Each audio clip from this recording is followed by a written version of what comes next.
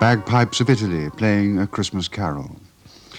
In Poland today, the traditions of Christmas are alive and well, despite all attempts by the forces of communism to discourage their practice. And they've always been so among a people long used to oppression and the struggle for freedom. Mrs. Maria Duszynska last celebrated Christmas in Poland in 1939, but she remembers that as vividly as if it was yesterday.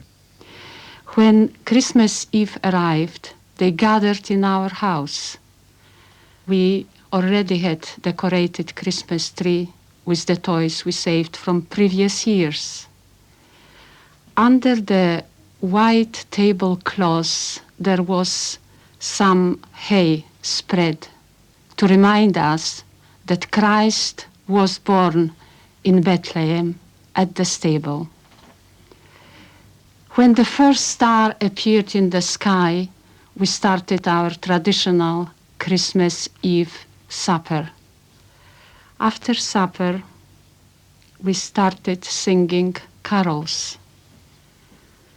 And when we were singing, there was a loud knock at the door. We stopped singing, and my brother went to open it. And when he did, we saw 5 Russian soldiers. They came with rifles and bayonets on the top. And when they entered the house, we were terrified. They asked for my father. My father stood up, and they said that they have the order to search the house. And they told my father to follow them to each room. We were told to sit down, not to move, and not to talk. One of the soldiers pointed the rifle against my brother's chest. The other was standing between Christmas tree and the table. The rest of them went through the room. They looked in every book. They took every paper. They pulled out the drawers. They were opening the cupboard doors. They were turning the beds, and they were looking under the furniture. It lasted about 1 hour, and they came back to the table, and they said that they are going to take my father away. I stood up and I pleaded, would they not leave him in the house because he wasn't feeling well? They shouted at me, they pushed me to the seat, and they ordered father to be ready as quickly as he could.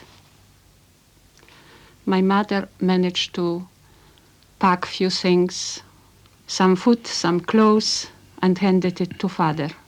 And they took him away, leaving us, for the moment, alone. When they left, there was a dead silence in the room. But after some time, some started to cry and some to talk. And then, in my heart, there was something like a spark of hope. I thought it was Christmas night. My father was innocent. He can't perish like this.